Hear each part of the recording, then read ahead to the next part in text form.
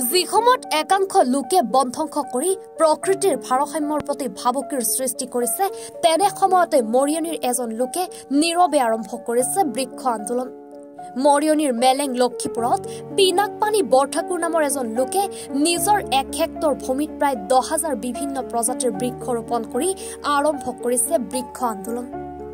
প্ৰকৃতিৰ সুৰক্ষাৰ বাবে এখন অৰণ্য সৃষ্টি কৰাৰ বাবে নিজৰ প্ৰচেষ্টা অব্যাহত ৰাখিছে প্ৰকৃতি প্ৰেমী পিনাকপানী বৰঠাকুৰে। অহা 10 বছৰৰ ভিতৰত এখন অৰণ্য গঢ়াৰ লক্ষ্য লৈছে লোকজনে। হয়, বৰ্তমান মই প্ৰায় 3 বিঘামান মাটি চাহ বাগান উঠাই পেলাই গছপুলি লগোৱাৰ চিন্তা কৰিছোঁ আৰু সৰ্বমূল মুঠতে 1 হেক্টৰ মাটিত মই এই প্লেণ্টেশ্যনটো কৰিম বুলি ভাবিছোঁ। এইটো মোৰ নিজৰ মাটিতে আছে, মেলেং লক্ষীপুৰ গাঁও জীৱন অভয়াৰণ্যৰ পৰা মানে প্ৰায় 60-70 মিটাৰ দূৰত্বত এই জেগাটোতে আছে।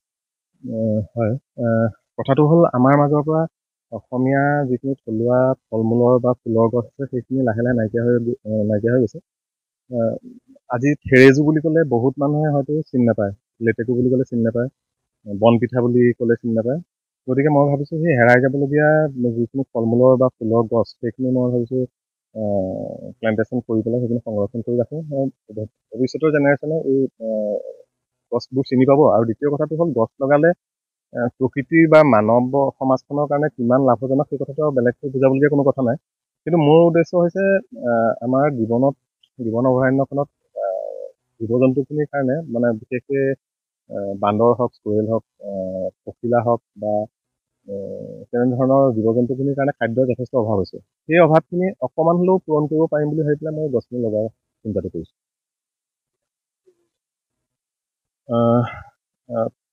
এবিঘাত প্ৰায় 1300-1500 মান পুলিকে মই লাগিব বুলি ভাবিছোঁ। গতিকে প্ৰায় 10-ৰ পৰা 12,000 মান পুলি মোক হয়তো প্ৰয়োজন হ'ব।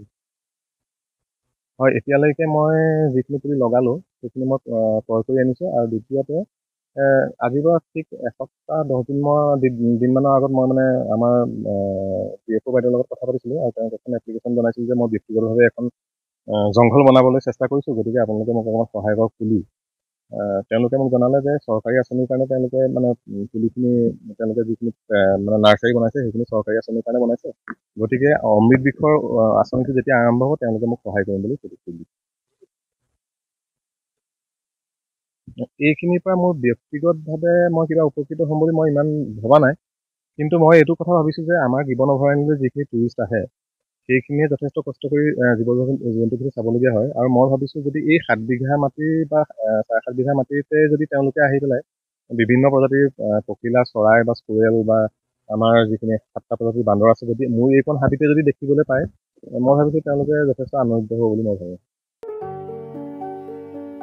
যোৰহাটৰ পৰা কংকনজ্যোতি শৰ্মাৰ ৰিপৰ্ট, এনি ভাৰত 24।